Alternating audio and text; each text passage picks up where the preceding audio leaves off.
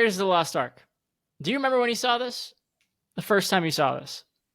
Oh man, I don't think I even do. No, I watched it as a kid for sure. Like I grew up on the Star Wars movies, like the whole George Lucas pantheon of films. So I watched this as a kid. At this point, I probably watch it at least every other year. Like I think it's pretty unassailable. Yeah, so I mean, I saw this in elementary school. I was at my friend's house. Like I remember the friend. It was the only time I've ever seen it up until this rewatch. I Really? remember, yeah, it's just not one that I had in like my rotation. I was a big Star Wars guy, big Pirates of the Caribbean guy, Mhm. but I saw I think all of these just the one time, other than the 2023 one. Mhm. I never saw that. Um, and never came back to them. Like I remember, like as a kid, being pretty freaked out because I did not like face stuff, faces melting, faces changing.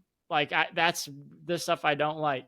Well, this is So like Mount Rushmore of that it too. is, and I mean, I was shocked that this is PG. I think that's kind of like a common thing to say, but like, there's a lot of blood and a lot of like pretty like gruesome effects for a PG movie. For sure. I mean, Marion also like guns down 20 Nazis at one point, which kind of blew my mind.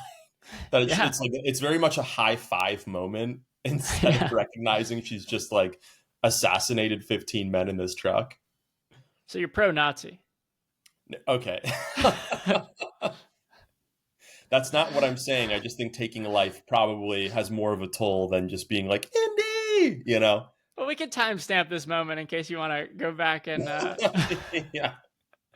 um so yeah, like I said, more of a Star Wars guy, more of a Pirates guy. Yeah, so I wanted to hear why you liked adventure movies so much because I'm trying to figure out if I do or not. And this one is just never really one that like stayed with me until this rewatch. There's a lot of stuff I like about it. There's some funny stuff I want to talk about, and then I do want to conclude with like how we feel about it because I like that you like it a lot. Like I love that you have this as a 5 star and that you revisit it every Mhm. year. So I want to hear about that. That's what I want to talk about. Is I want to hear from someone who loves this movie. Yeah, honestly, I feel like this is a movie that I love so much, and I saw it at such an early age that it's kind of bled into like how I look at the world almost, in probably a way that's made it unrealistic. Like in my mind, a perfect vacation, and I've never even attempted this, but like going to a Morocco or a Cairo, like it's dusty and it's hot, but you're at some sort of bar. The people that work there. There's like a little sense of danger, like you've got a pistol on you. This seems like the most exciting, fun. I don't know. I'm ultimately saying like I want to go to Westworld, like Yeah. AI world. I don't know. I just find it so exciting. Yeah, I mentioned it a second ago, but like the clearness of purpose is really propulsive. It's really fun. I think this movie is also just like really well written, Oh yeah. and like people have written quite a bit about it, but the idea that like not even every 10 minutes there is some new set piece, like, and really it goes set piece to set piece to set piece for the most part, other than the intro, or when we see him at college where we get all of like the exposition for what he's going to be doing throughout the movie. It's going from like chasing through the streets of Cairo to straight to being at the dig site, which then has the car chase and the plane sequence, which then goes straight to the boat, which then goes straight to the island. Like it's pretty remarkable how little fat is on this. Like everything serves a purpose. And if it doesn't serve like a narrative purpose, at the very least, it's extremely exciting to watch as a viewer. Yeah, and it's interesting you say that because when I was researching a little bit about it, so Lucas and Spielberg designed the set pieces first and then built the story around it.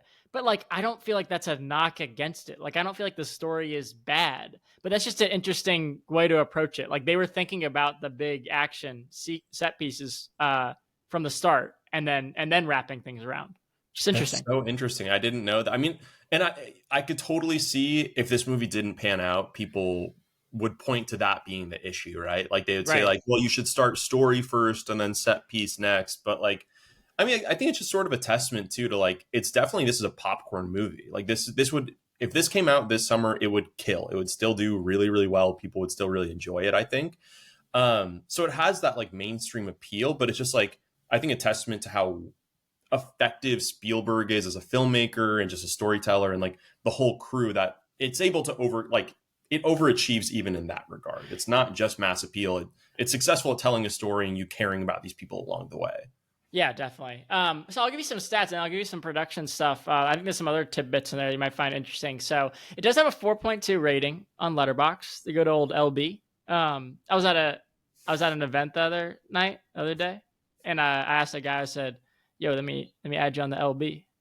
You say LB?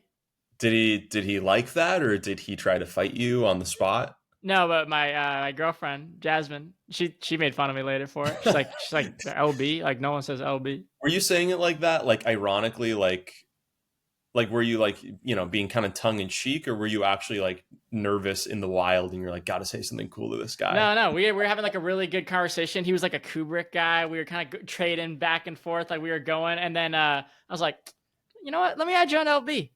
Tell him to write into the pod. Yeah, he would be a good guest. And so did you add him? Yeah, I did actually. Growing community. Yeah, I'm just kind of, it's like a grassroots kind of thing, like I'm Mhm. going out into the wild, meeting people, adding myself on their letterbox, and that's how we One grow. happy hour every 6 to 12 months. I'm getting a new LB follower. Yeah, that's good. So it's got a 4.2 rating. It's watched by 1.94 million.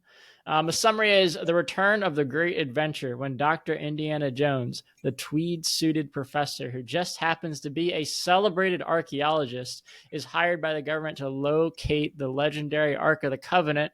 He finds himself up against the entire Nazi regime. I would not say the entire Nazi regime. It seems like just a handful. But anyways, $20 million budget, $390 million box. Pretty good. Pretty good. And 5 Academy Awards. It's all the like below the line stuff, but it has best art direction, best film editing, best sound editing, best visual effects. So pretty good. Do you know offhand what studio produced the movie? I don't. I do not know that. Let me look that up, because it was definitely Lucasfilm. Yeah. But I don't know what studio it was. Yeah, I don't know that. I don't know studios that well. I like directors. Well, John, someone has to actually finance these things. I know it's not fun. What is kind of funny is I know that they thought that like whatever the studio was, they balked at that $20 million budget. But then like when you see the box, it's like, but I don't know. It's just like armchair quarterback. You never know. Oh, it was Paramount. Paramount. Okay. Makes sense. Well, I asked because you mentioned the box office, right? It's like over $300 million at the time, but like I would venture this is certainly this movie alone, and ultimately, I guess, there's all the sequels that came out of it, but just the amount of money it's made from the IP of like merchandising and the fact that Disney has, a park for it, and all those different things. I have to imagine this movie grossed over $1 billion if you include all those different products it ultimately sold. Yeah, think about also what it did for the whip. Big for the whip, huge for the whip. Yeah. What's your relationship with the other? Is this bigger for the whip, or was the Nene bigger for the whip? What do you think did more for the whip culturally? Are the whip and the Nene the same thing? Is the question. It's like part of the same move.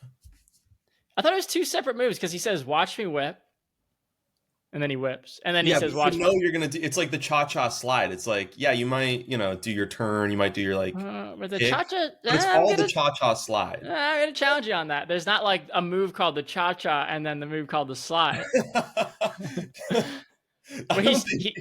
I don't think just the whip can be a dance move. It's just not enough. I think it's the whip and the Nene.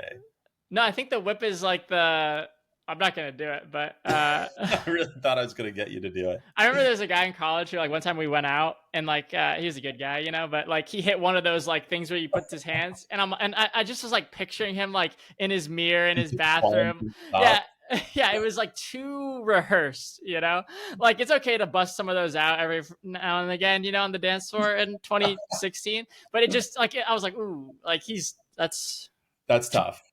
Like it was too practiced, The problem is like I can't bag on people that end up hitting a move like that is rehearsed, because ultimately it's like we're not all born dancers, right? There's plenty of us, a lot of nights, including myself, that we're not great dancers. It's like if you can rehearse something, if you can have something to pull out of the bag and be confident, like at least I can do this, then like who am I to judge? You know, bust that out at the wedding, bust it out at the reception if you got a couple cocktails in you. Did you ever get pushed into a dance circle and like have to? Oh, plenty of times. Okay. You know what I will say is an unacceptable one to bust out, in my opinion, unless Yeah. you really have to have some like riz on you. If you ever bust out the worm, that's too much, man. It's only really awkward guys, and there's like 1 in 10 who's like him, and he could pull it off. I am not a fan of the worm being at any sort of gathering that I'm at. I feel like the worm and doing a backflip, like those are kind of in the same category. It's always like it's always like the younger brother of the groom where like it's like, oh, he just did a backflip.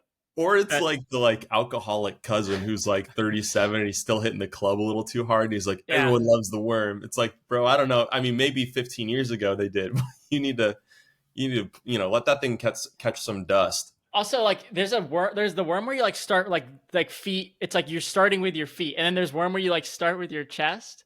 And like when you start with your chest, it's like way less cool. You know what I'm talking about? Yeah, 100%. So just to circle it back though, has this movie done more for the whip, or the whip and Nene done more for the whip? Well, considering it took me like a while to even remember like which part was the whip, I think the whip is like when you put your hand down front, and the Nene is like when you put. Come on, it's right there. I think this movie's probably done more for the whip. I think there's a whole generation of kids who wanted to buy a whip and like whip someone in the face with it because of this movie, right? Yeah. Well, first of all, I don't know if I actually believe that you lived in Florida for any amount of time if you were forgetting what the whip was. But second off, I agree. I think this movie has done more for it. Remember that song of his like Rolex for the ranch dressing? Yeah, barely. I don't know. There's other songs. There's just other. Do you have any follow up on that? Or no. There's just other songs like in the same category. I'm like, where? Like they just remind me of being in Florida, and like, where did these songs come from? Why were we all dancing them? What's your relationship to these other movies in this franchise? Like, did you also like Temple of Doom? Like Temple of Doom is that the one where the guy rips his heart out? Yeah. Or is that okay? Well, spoiler, like, but yeah, he rips some hearts out. Yeah. And that's what is Short Round in that one. Oh, wait, he has like a Yankees hat on. Yeah. He's like, wow. Mr. Jones. That's him. Who? Oh God, I can't remember his name, but obviously he went on to be in Everything Everywhere All at Once. Isn't it the guy in Batman? Isn't it Joseph Gordon-Levitt? Bro, you're gonna have to cut some more stuff from these spots. Wait, is it not him? It's not Joseph Gordon-Levitt, even a little bit. Well, I like I said before, I've only seen these movies once in my life. It's Ke Huy Quan, but he was made famous from being in Indiana Jones 2, Temple of Doom, and then he had like and he was a child actor. It was kind of belittled. He like is really hamming up his he has like a thick accent, and that's like part of the joke, sort of. And then he was in Everything Everywhere All at Once, and he got the Oscar win for Best Supporting Male Actor. Okay. But yes, so that movie, it was fine. I haven't seen that movie since I was a kid. I really like the third one, which is like, again, not a hot take, but that's the one where Sean Connery comes back into it. Or well, that's the first one that he's in. And then I saw the Crystal Skull. Yeah. When I saw that when it came out, and I thought it was like fine, but not great. And I have to imagine if I watched it now, I probably wouldn't even think that highly of it, but I haven't seen it. I remember when that came out, it was kind of like interesting, like, oh, they're doing another one of those. Like you thought the series ended, like, was that like in our lifetime, that was a big reboot, right? Of like, oh, there's another Indiana Jones now, Well, that was definitely, I mean, they made the first three within a few years of each other. That was like a 30-year jump or something. Yeah. But yeah, I mean, and I never even saw the fifth one that they made. But I don't know. I mean, to me, like, I kind of view it separately from the rest of the franchise almost. Like, I've seen this movie so many times, and I've seen all the other ones like once, that I kind of don't even really think of them when I'm talking about Indiana Jones. Like, to me, it's all Raiders. Yeah. Let me tell you a little bit more about the background here, because I'm a big Spielberg guy. I like Spielberg. So after Jaws, you've seen Jaws, right? I've never seen it. Oh, right. You've never seen Jaws. Yeah, watch Jaws. So after And Jaws and Close Encounters, Spielberg is like on top of the world. Like like he's seen as the wonderkin. But then he does 1941, which didn't bomb at the box office necessarily, but it was like really panned. Wasn't critically well received.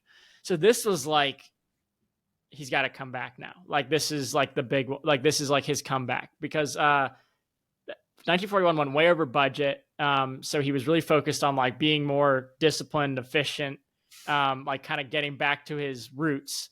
And this one was only shot in 73 days under budget. So he had the lessons learned from 1941 and just hammered this one this out. was done in 73 days. Yeah. Dude, they can't Insane. make like a Netflix mini series or based in LA in less than like 100. I feel that's crazy. Yeah, I know. So, but Lucas, obviously, you see his name in the credits, and in the opening credits, and he pitched this. He liked it. He was inspired by the 30s and 40s kind of serials, and he originally had it titled Indiana Smith. I knew this. I knew about the Indiana Smith. A great rename. Truly like the social network or the Facebook level Yeah, rename. yeah. No, I agree. Um, let's see. So it was shot in Tunisia, which I think is also where they did Tatooine. It is Yeah. Um, famously a horrible place to shoot something, from what I. well, and in this movie too. So the temperatures exceeded 130 degrees Fahrenheit, and pretty much all of the crew got sick except for Spielberg, who famously only ate SpaghettiOs. How Just did I a not know this one? This is a great fact. just a pro move. For real, honestly, I would take eating exclusively SpaghettiOs over getting dysentery. That sounds so horrible. Well, so In 130-degree heat, and you know that there's like no AC. yeah, and so Harrison Ford did have dysentery, and during the famous like sword scene, where the guy's like swinging the Yeah, sword yeah, around, chasing through the crowd in Cairo. like he was too sick to like fight. They had like a battle sequence, and someone was like, I don't know who said it, but he was like, what if he just shoots him? And then they went with that. And Which ends up being iconic, of I think course. it's my favorite part of the movie. It was a huge laugh. I also watched this with Jazz, and she had never seen it, and that was like probably her favorite part too. Well, Um, also just to call out that scene, I know we're going through the production stuff, so I can hold it till later if we're going to go like scene by scene. no, But go ahead, do it now. I was just going to say, I think that's such a cool scene too. Like the energy around it, and the score is kind of like that, like fun, like sort of strings orchestra in the background. But like, there's something so cartoonish about it. Like it almost becomes a little Scooby-Doo like when he's like flipping the baskets and trying to find where she went, and he's like looking down a hallway or a corridor that they carried her, and she's not, like there's no one in that corridor. Just everything about it, it's such a fun like little mini movie within the movie that like has more serious moments where like, oh shit, like right at the end of it we think Marion, and it's really convincingly done, I think. It looks like she gets killed. I know. And so it has like real moments too, but like I don't know, there's just such like a fun cartoonish energy in it, and I think it could have felt really dissonant with the rest of the movie and it being about Nazis and getting to like the Lost Ark of the Covenant. But it's just really fun, and you can totally feel where like that those early kind of pulp comics that they're pulling from are Yeah, inspired to make this. yeah, definitely. You just remind me. They're like, why did that monkey snitch? Oh, he's working for the bad guy. He's working for the Yeah, one-eyed man. but then he's hanging out with Indy later. I don't know. He's a double agent, Yeah, he really is. You or think he maybe just deserved? an agent. Do you think he deserved his death? For sure. Snitches get stitches, man. It's over for him. Yeah, I was pretty disappointed by that. I was actually gonna look up any other movies where monkeys died because, like, I don't think it's a common thing. Dogs get killed a lot, especially in like horror movies. But like, how many movies where like like I guess King Kong? No, he doesn't die though, does he? Maybe he dies. I don't think you've seen that. Yeah, he famously gets killed in that, right? By the biplanes. He like falls off the Empire I've State. seen it. I've seen it, but like, well, listen, there's so many, and some of them he lives. Well, Like, okay, here's what I will say about monkeys in movies and television. They all suck.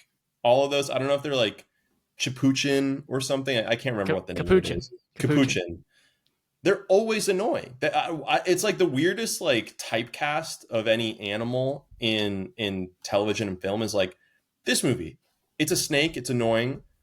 Nightmare or God, not before. Night at the Museum.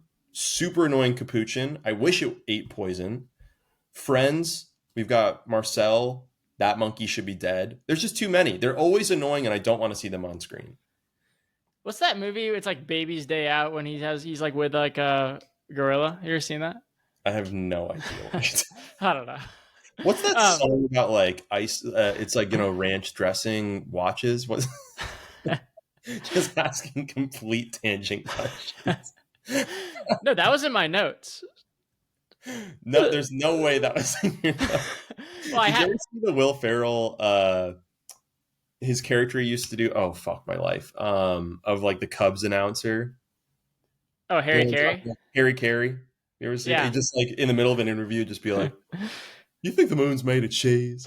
Would you take a bite?" He's like, "What are you talking about?" Just won the That's pretty World good. Series. That's pretty funny. No, I actually had that entire conversation I had mapped out. Like I knew we were gonna get into Whip versus Nene. I knew we were gonna then Yeah. go to that Uh-huh. roly song. I had that whole thing planned. That's what it is. Yeah, really, really love the Dava Ranch. Yeah, the Dapper Ice Ranch. on my neck. Wait, somebody just keep up my pants. Yeah, all right. You got it. Just clip that. Just throw that. Make a reel of that, and Should we throw that on the socials? yeah. Okay, I'll give you a couple more things that we can. I mean, we've talked about the movie a little bit, but we can talk more about it. There's a couple cool practical effects in here. The boulder chase is like a huge fiberglass boulder. Took like 10 takes to do. Ford wanted to do all those shots himself, which is pretty cool. So that was a Also thing. kind of surprising, given like, I mean, now he's just had the bag for decades at this point, but now he's so famously like in interviews, he'll just be like, "I'm doing this for the money." Seems kind of pissed off all the time, and it's just fun to think back in the day. He was like, like a director's actor, like being like, "No, it's gonna be me. I'm super involved. I want to do all this stuff." I kind of wonder if was he always like somewhere in that middle ground of grumpy, but like taking the role seriously, or has something changed over the years? Oh, I think it changed. Actually, I was thinking about that. Is that like and I don't actually know if he's that grumpy in this one. Like, we definitely see him that way, but I don't think it was until like the late '90s, early 2000s that he really got his like grumpy kind of persona. Like You mean he's outside of gruff. Well, I think in both, like he's gruff and like serious, But I don't know. Like I think as he got older, then also with his public persona, I think it like crossed over into the films where he was like the like kind of the like grumpy pissed guy. off all the time? Yeah, Yeah. yeah, yeah. Um, I got a couple other things. So the snakes, there was like real cobras using that snake. There was like a glass between them, But it's like that's the kind of stuff in like the '80s or in the '70s and '80s in filmmaking that like you just hear about, or like Friedkin shooting French Connection and like flying through Actually traffic. driving through New York. Yeah, yeah, and like this movie they wanted like 2,000 snakes. They only got like 500, so they just threw in like some real snakes, some like an actual dangerous snakes. Um, the truck chase was like obviously one of the most complicated scenes. Spielberg shot a lot of it handheld. Kind of another like I always like hearing about that with the director. Like Kubrick did a lot of the handheld stuff and like some of his like in the key shots in his movies. Spielberg's kind of same thing. And then like the other cool like background practical effect is obviously the face melting. So it was a wax model. Yes. They used heat lamps, time lapse photography. But yeah, it's another cool. It still looks good. I mean, obviously it looks fake. It probably even that back then, I'm sure it did to an extent, but like it's still really effective. And I like in that death scene. And now we're kind of getting ahead of it, but I like that they each of like the three main villains dies in a different way. Like the Nazi general gets his face kind of like imploded. The Gestapo melts. Kind of definitely the most famous of the three. And then the Nazi monkey eats a date. and then the Nazi monkey eats a date, the third biggest. No, and then Belloc, I like that it's just like the first one implosion, melting. Belloc's head just explodes like Death Star style, just fully erupts. Yeah. Incredible. Yeah, pretty good. Let's talk a little bit about the movie. The opening is so great. The opening scene, the best part of the movie. Yeah, it's so great, so iconic. Dr. Octopus's death, incredible.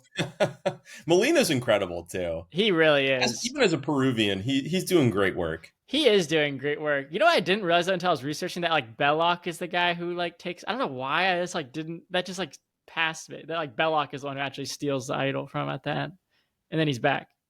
Oh, like you thought it was just like Indiana Jones just gets thwarted by his set, like just Yeah, I was There's like a like, whole list of guys fucking Indiana Jones over. because then like one guy had a gun on him. I was like, who is that? I don't know. I was a little confused in the beginning for some reason, but I missed the Belloc thing. Um, but man, I just love a good like trap, you know, Oh, like it's fantastic. yeah, a good temple with a good trap. I like that there's a mixture in it, like right from the get go too, of like he's clearly experienced and knowledgeable, and like you see him like detect a bunch of traps and it makes sense why he would make it through, but then there's also the like immediately the idol weighed less than the sandbag that he put on it, and so Well, like there's a nice mixture of like he's not perfect at his job and he's scrappy is how like he just gets the job done as the Indiana Jones character. and he just eyeballs it and he like pours a little sand out. You know, he's like, yeah, that's probably about right. You know? Also, just before we get past it, I just have to call out like the whole, like literally the first 30 seconds, 60 seconds of the movie where you don't get to see his character. And then the very Right. first time that we do see him, he looks like he could be like it very well, he could be the villain of the movie. The first, like he comes out of the shadow and he Yeah. whips the gun away and he just looks so angry. There's nothing about him that looks like, oh, this is like the friendly, boisterous person that we're going to be following. Yeah. Like this could definitely be like a villain's prelude. Now we're going to cut to the hero. But I just thought it was super, super well done. Yeah, me too. The one funny thing I think in the beginning though is like they go through all those traps, right? Like every step is like another trap. And then when they get to like the main room, Dr. Octopus, he's like, oh, there's nothing to fear here. We're good. I'm like, dude, yeah, they're gonna leave the main attraction completely like free to take. My headcanon for that is like anybody that's I feel like Indiana Jones is a specialist and an expert, and so he just is going place to place. But a lot of these at this point are like clearly backwaters, and I think Molina's character and really anyone that's willing to step foot in a temple with Indiana Jones is most likely like they probably know about the area just because they live there, but are other than that probably just like alcoholics that are just drinking in a hut, like very sorcerer style in my mind. These are Yeah. not, these are not PhDs that are following him into the tunnels. No.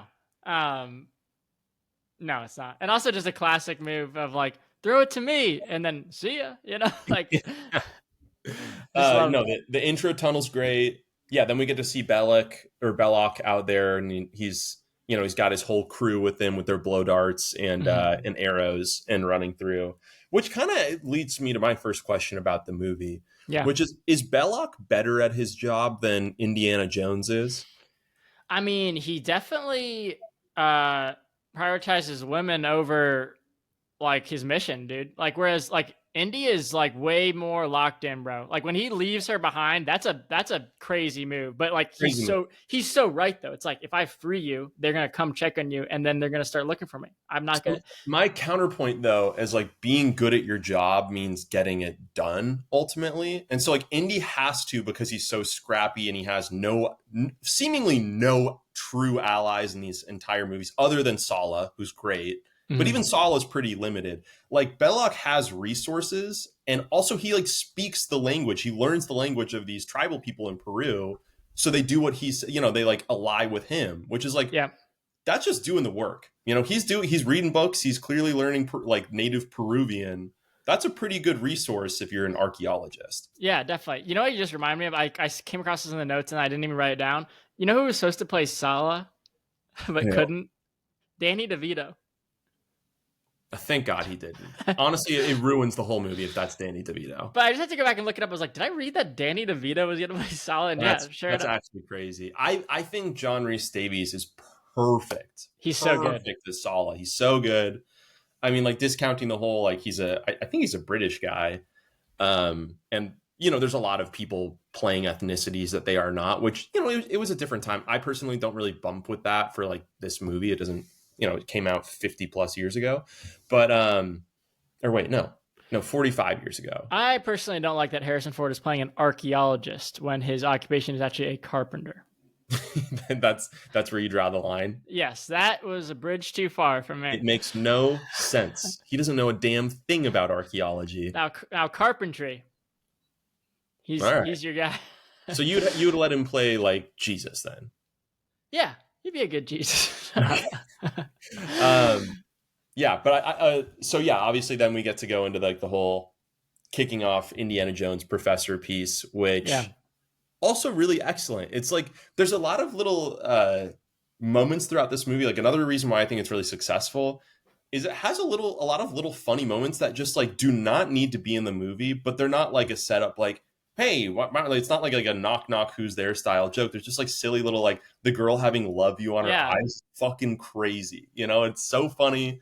And there's a couple other ones throughout the rest of the movie, like at one point, like Marion thinks when they're like in the snake tunnel, and there's just like a quick cutaway where she thinks that his whip is a snake and she like burns him for a second. Hmm. It's just like little things where it's like they're just nice little organic touches that I think keep the movie, instead of just being constantly exciting but like on your anxious, it's just very playful the whole time. Oh yeah, definitely. What'd you think about Karen Allen? Because I forgot that she was in this. Like she just showed up in a couple of movies I've watched in the past couple of years. Like she's in a random John Carpenter movie called Starman, but I really like her in this. I think she's so perfect for like what I they think she's needed from this role. Yeah. I think she's perfect. Yeah, you and like everything about it is kind of perfect. Like even the age gap between them I think really works for their like, oh, I could see how maybe you two were attracted to one another, but also like clearly this wouldn't really work because you were more of a child and he was more like he knew what he wanted with his life and also was kind of married to what he wanted in life more than you. I like that she's like, I think she's actually authentically pretty rough and tumble. Like not that she like has to win every fist fight that she's in, but she just like has strong opinions and isn't afraid. I think And it's cool. she's going shot for shot too with that guy, and then of course it comes back, and then she like and then she almost escapes. But also like, I like how like Indy wrongs her, and then she doesn't dwell on it. She kind of just moves on. She's like, "You Yeah. left me," but then it's like, "All right, like it's all good." No, that was yeah. I think I'm glad we didn't have like a corny scene where he apologizes because that's just not who the Indiana Jones character is. Like part of what makes him so likable is that he's unapologetic in every like he just knows what he wants and he's going to go do it.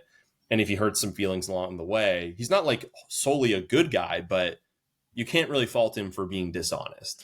Yeah, I mean, it's like Han Solo too. I don't know what it is about Ford. It's just he just gets. I mean, we can talk about Ford for a second. Like the Yeah, fact that he yeah, has these two iconic characters, like in within the same time frame, and then also Blade Runner. Like it's just insane. Like it's just like unbelievable. And like I mean, not to skip ahead, but you're gonna ask a question about who else in our lifetime like is similar to Ford. It's like you can pull a bunch of names into that conversation and say this is this element of Ford, this, and we can do that later or now. But man, who else has like created two, if not three, of some of the most iconic like movie star film characters in film history the same way he did in a short time frame like that? yeah. Well, I want to get to the second one of like who we have that sort of compares, but Yeah. the first part, I think that's such an interesting question of what makes Ford so successful, not just successful, but like charismatic and cool. Like, because there's a lot of things about him that don't fit that in a traditional sense. Like he's pretty grumpy most of the time. Like he can kind of be a prick unless you're someone that's really close with him or doing something to help him, kind of. He's very self-motivated and selfish, but there's just something about him that like despite this gruffness like you mentioned earlier, like he's just really cool and like he's believably tough.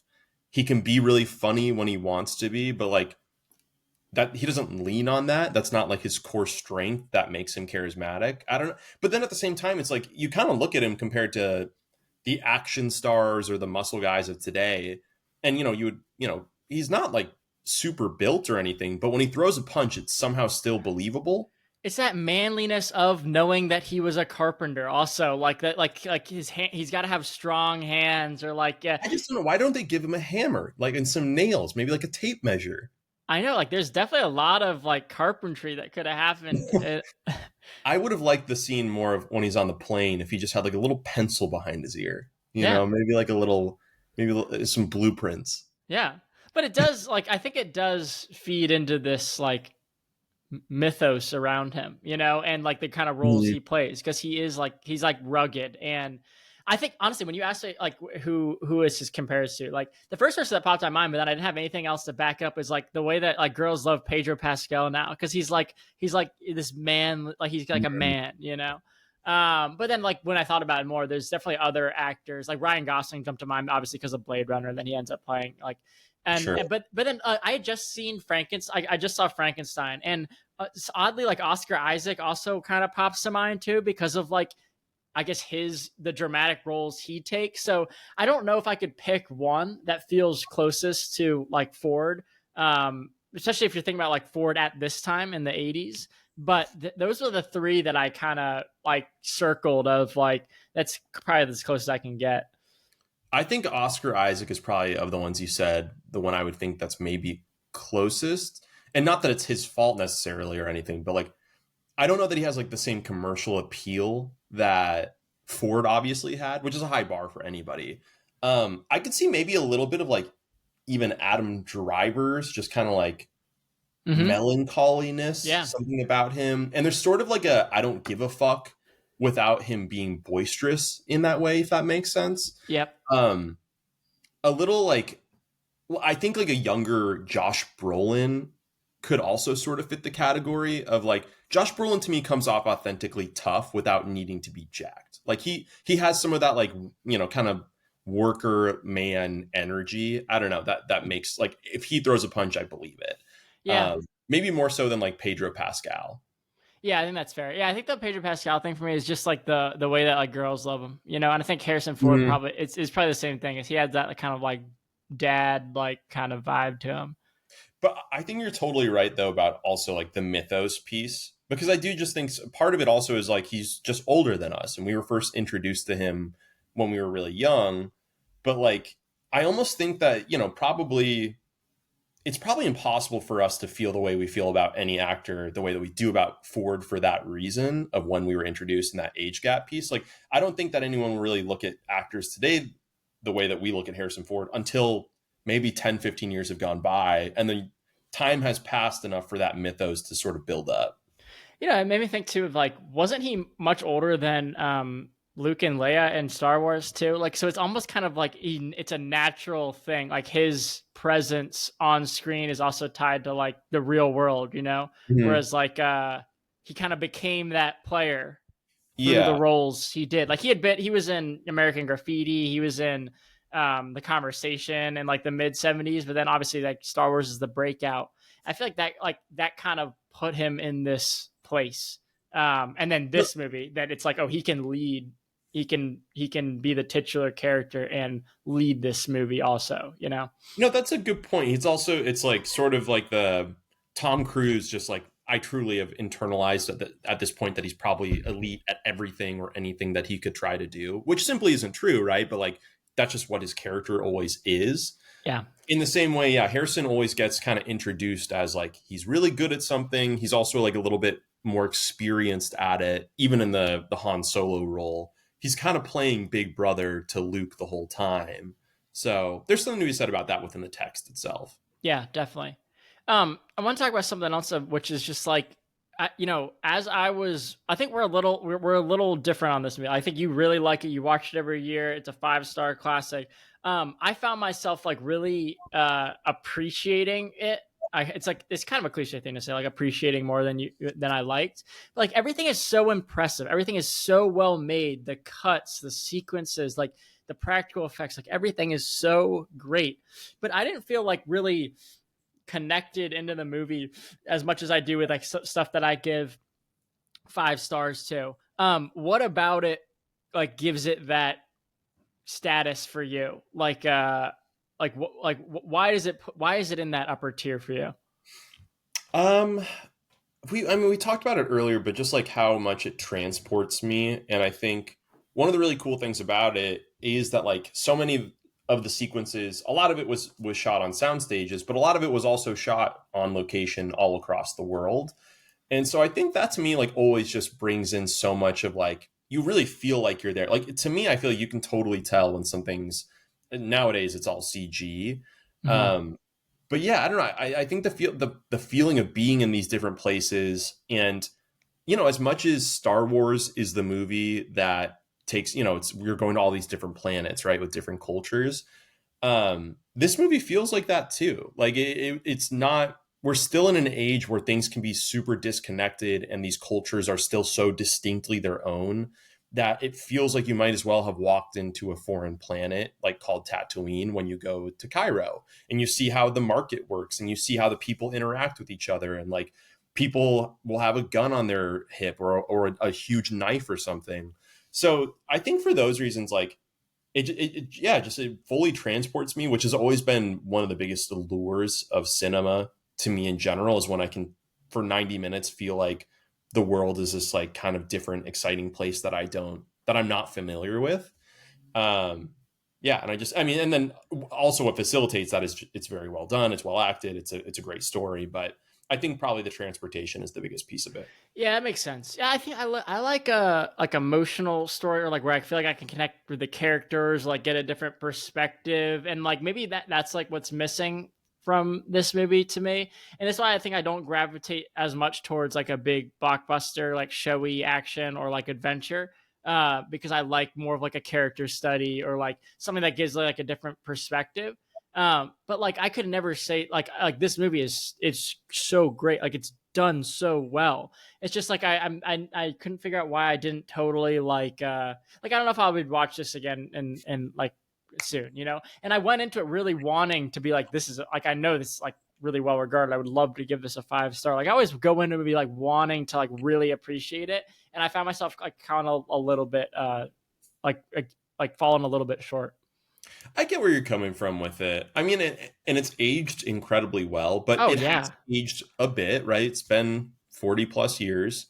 Um, I do think I think that's the case with like any art. Like nowadays, we're so inundated with like content in every single medium that we just take it all for granted. Because how could we not? But I also think it's something where like just the more I watch it, the more you pick up on things that were always there, but you can't notice unless you really take the time to look for it, or see it. And so I do think the more I watch it, the more I'm like, God, it's so crazy. Like we haven't even brought up the costuming in this. Oh I think yeah. it's so excellent in every single place. They, Marion has a slightly different garb, and like, but honestly, I think they're really cool outfits, and they do a lot to make me just interested in watching and like caring about these places that they're going to.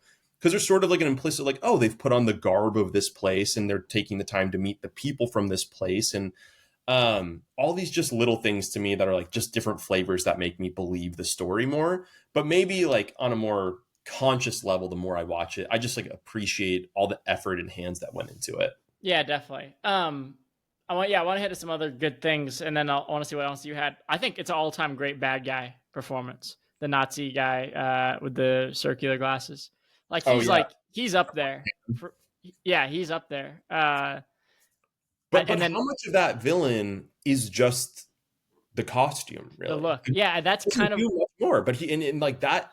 But it totally works. It totally works. why I brought it up, because it's like I don't know why he's so scary, like and why he like ranks up there as one of the best, because he's not this driving unstoppable force like, you know, like a Terminator kind of thing.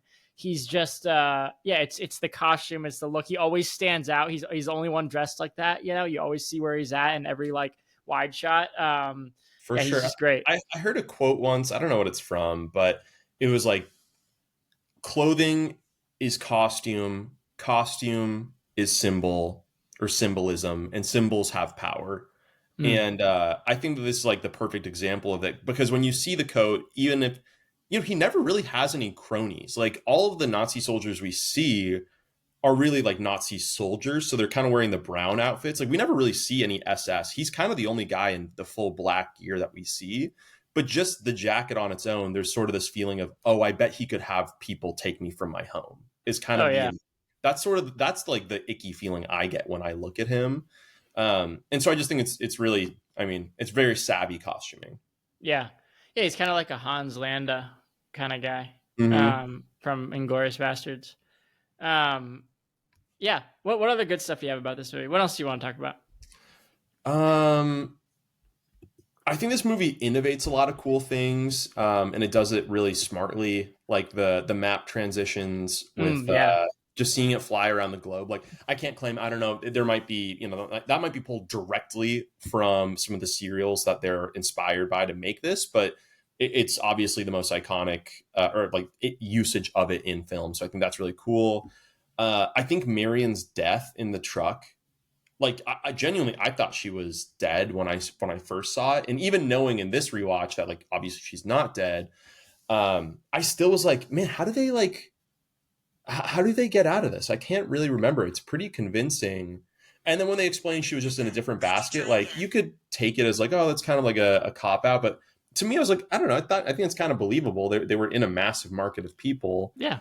Um, I mentioned the costuming already, but I do think like Belloc's henchmen's suits. I love the kind of like high waisted fedora, like the really short tie, almost like bell bottom look on the slacks. I think is just really cool. Um, what else? Some really great quotes in it. I don't know. Did you write any down yourself? No, I didn't. I really like there's like the silly like how about your boss Der Fuhrer, but I really like the one at the end when he has the bazooka pointed at the Ark and Belloc's like Indiana, we are simply passing through history. This is history. Just like little things like that. It's like a silly blockbuster movie, but I'm like this is good writing. I No, it really I is. vibe with this writing. Yeah, it is. No, those are both good things. What else did you have? Because I have some funny like things to talk about too. Um, I didn't get a chance to write this list out, but I just wanted to put it out there for you of where does this movie rank in the all-time list of movies where if the hero did nothing at all, there would have been the exact same result. So help me understand that. So, Ultimately, the whole movie is Indiana trying to get the Ark of the Covenant. right, The one B motivation is he wants to put it in a museum, right, and take it home so they can preserve and research this for history. But like the one A reason is they don't want the Nazis to get their hands on the Ark. And so he ultimately fails. The end of the movie is they get the Ark, he's tied up, he can't get out, and then just the Ark kills everybody. So right, in theory, you could say they probably would have dug it up eventually, even if he wasn't there. They would have just brought it to this place. They got to do what they wanted at the end. And so ultimately, Indiana's involvement in some ways could be seen as like entirely irrelevant to the outcome of the movie. yeah, that's a good point. And they definitely would have found it anyways, and they definitely would have blown themselves up anyways. You know, that's a kind of a funny thing of like it's so hard to get to dig and find where it is, but then there's like a way out. You know, when he breaks through that wall. Yeah, there's a couple there's some escapes that you could Yeah. definitely say it's a bit of a plot hole. Yeah, no, I hadn't thought about it that way, but yeah, that's true. He doesn't really do much. Yeah, I don't even know if I could think of another movie where that is the case. Oh, and then the ending, which I haven't really talked about, is like then it just goes into this giant warehouse of Sick artifacts. ending. Sick Yeah, ending. You have to know whoever wrote that up. I mean, they just put down the pen, it was on fire. Just like zoom out thousands of these crates. What is the US government up to? It's fantastic. yeah. You get a little commentary there at the end after all that, you know. Um, But yeah, that's really it for me. What else on your end? no, I guess I really hated that I was judging it at all. Like I hate that I was like even nitpicking it at all, or like thinking of like. But there's a couple things, you know, because like I said before, it is so good. It's so well made. It's like perfect. I'm like, how can I have anything negative to say about it other than what I said earlier, which is just like maybe it's just not the type of movie I connect with or like score as high as other things. But like I have nothing bad to say about it. But there are just like a couple funny plot things like but they're necessary. Like when he's meeting with the two like generals, you know, they're like, oh, like what? Do you know anything about the Ark of Covenant? He's like, yeah. And he's got this book right there. He just opens it up, and it's like right to the right page. I'm like, oh. I thought that too. It's Yeah, like this book looks like it's 800 years old, and like if you were to like not open it correctly, you would shred a bunch of the pages within it. He's like, yeah, yeah. um, He's got oh, like a tab in it. It's like Ark of the Covenant. There we go. wait, I actually have one that's kind of a similar note. Yeah, I think it's so funny. Like whole movie, super playful. There's action, right? Like gets your heart pumping a little bit. But for the most part, we're never like too afraid of anything. Like maybe Marion, you think that she dies. Like that's an intense yeah, moment, but not too brutal, right? It's like kind of far away and it's an explosion, so you can kind of just like abstract her death away a little bit. Um, when they're breaking out of the snake pit, you know, he knocks over the pillar. he climbs through, and then there's just this like 6 second like acid trip nightmare of Marion going through all like Yeah. dozens of dead decaying bodies Oh with yeah. snakes coming out of them. It just like Yeah. is almost comical how much like, all right, like fun movie, and then we're just gonna give like the lead actress the most nightmare fuel fucking sequence in history, and then we're just back to like having fun with Indiana Jones. It cracked me up. I was like, this is such a tonal shift that you made this horrifying sequence. Like the snake coming out of the mouth, I think is genuinely disturbing. Oh, definitely. I think that's probably why I've only seen this one time. I bet I saw this as a kid and I did not like it because I really hate like face stuff and like even that skeleton, the snake coming out of his mouth. I would not have liked that, and I know I did not like the face melting. Um, but I guess was this still the time where they didn't have PG-13? I think so. I think this is I like was gonna say, yeah, when it went straight from PG to R, because I feel yeah. like this would be PG-13 for sure if it. Oh I don't know. yeah, for sure. No, I think this is still within that window when they didn't have it. Um, oh, I was gonna say one other like Yeah, nitpicky thing on my end, and this is like a true nitpick because this is just me personally, but like the score is obviously very iconic, like the da da da da, obviously super iconic and yeah. successful. And it's definitely part of what makes me love it. But there's also a couple like Star Wars. parts of the score that sound a little too Star Wars esque. I have the same note, and that's so funny that you bring that up. And obviously it's still John Williams, but Mhm. it's like very similar. It's very similar, but I mean, honestly, the same thing can be said for like Hans Zimmer. What he Yeah, does between I think Gladiator and then also the Pirates of the Caribbean movies, like one of the all time goats of movie scores. And I don't know, I think just sometimes it's hard for them to even hear themselves how there is a common thread in their music making style. yeah. It was also no, it's so true. But also, it was also funny. Jazz, she had never seen this before, and like she was like, "Man, they keep playing this song." I'm like, "Yeah, it's the song. Like this is like the most iconic Wait, song ever." that is a wild take. Well, she's never seen like she's not as inundated with American culture, you know, She doesn't even know that da da da da. no, she never heard it. That's crazy. Yeah. So it's funny to get her take on it, where she's like, "Man, they just keep playing this over and over." Where's this girl even from? Honduras. This is crazy. They don't have Indiana Jones in Honduras. No, it's Indiana. I wish I was clever. I wish I had any No, Honduras it's stone. they got Indiana Suarez. Okay. No. Wow, that's actually nuts. That is a. They should put that on the citizenship test. You know, No, you know, you got to know that. No. yeah. You know, it's funny. Like certain movies get like. I mean, should not be speaking to this. We might have to cut all this out. No, certain movies get down there. You know, like they love Fast and Furious down there. They love Scarface. Oh, okay. You know, Okay. like American movies obviously get down there, but like. I don't know. It's also just like our age too. Like you can't. Not everything can get there. Like maybe in the '80s, Indiana Jones was big down there. Yeah. I don't know. Well, she's only like 19 or 20, right? So she's a little younger. No, we're the same age. You guys kind of have a bit of an Indiana Jones Marion And relation. Marion thing Right? going? Yeah, I can see that. No, I'm kidding. I'm kidding. Only kidding.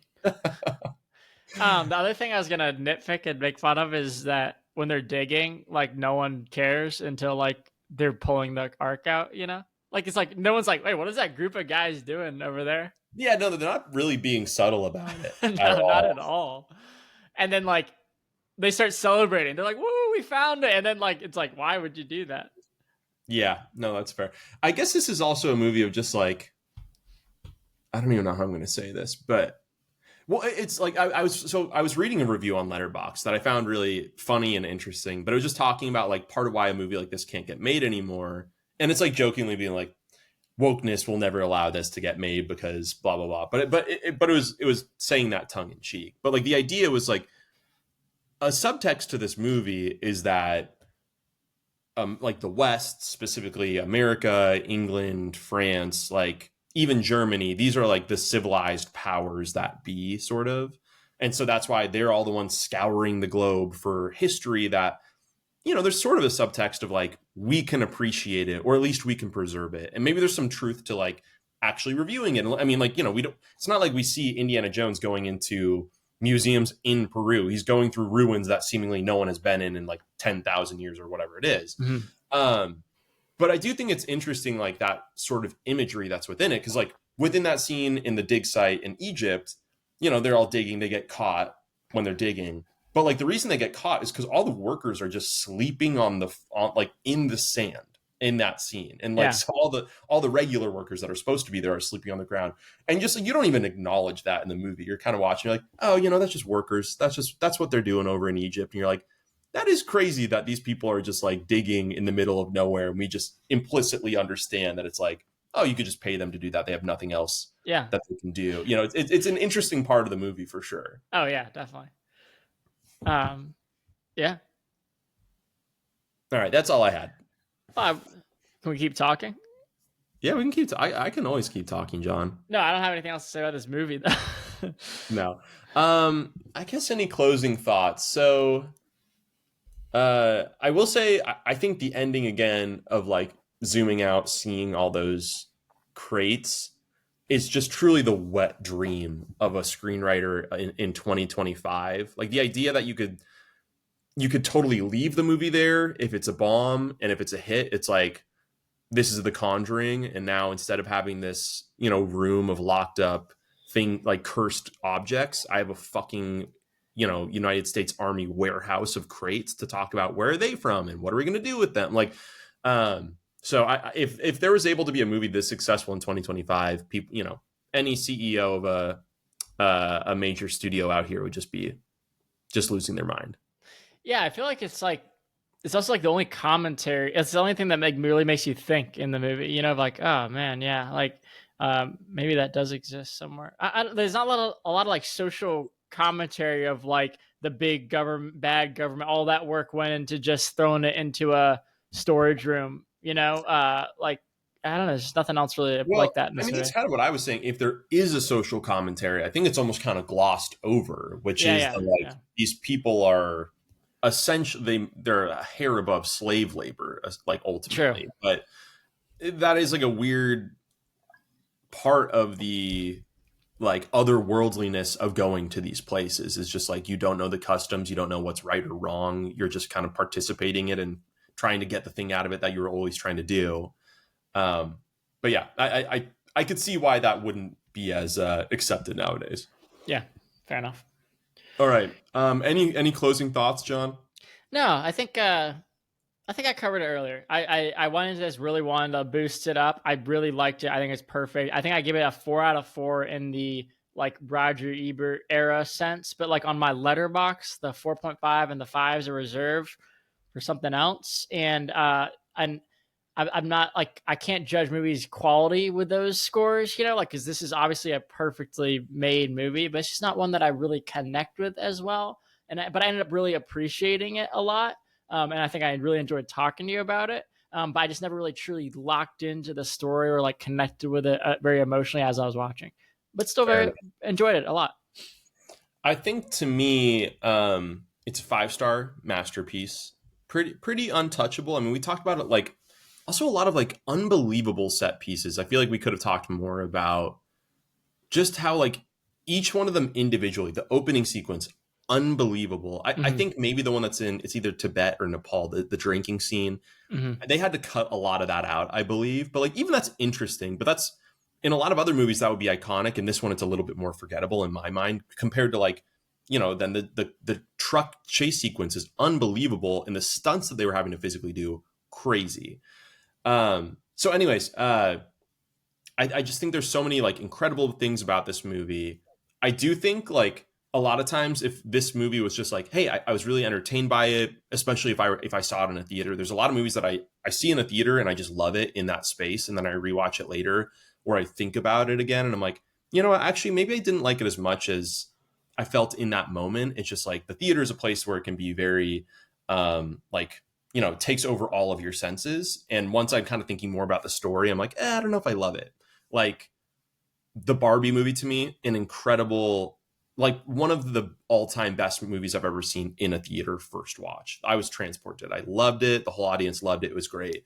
And then in retrospect, I was like, maybe it's not a 5-star movie, but I just really loved it in that moment. That's part of my rating. Yeah, fair. This is a movie that like sort of fits all that criteria, except for I can keep watching it and I watch it at home and it still just evokes a lot of joy and wonder in me. So no notes, no notes, Harrison Ford and Steven Spielberg and gang. Yeah, I mean, I love doing these kind of movies because I honestly had not seen it since I was a kid. And hearing you talk about it makes me appreciate it. And obviously, so many people love this movie and appreciate it, and some even like it more than Star Wars, and like the Indiana Jones character more than any other Harrison Ford characters. So yeah, All right. Well, do you want to leave it here? let's leave it here. Okay, let's do it. But as always, if anybody were to recommend a single movie in the comments, John and I have watched 100% of those recommendations. So please feel free to drop a rec. Add us on LB as John has coined it. And in the meantime, John, we'll talk about movies soon. Sounds good, man.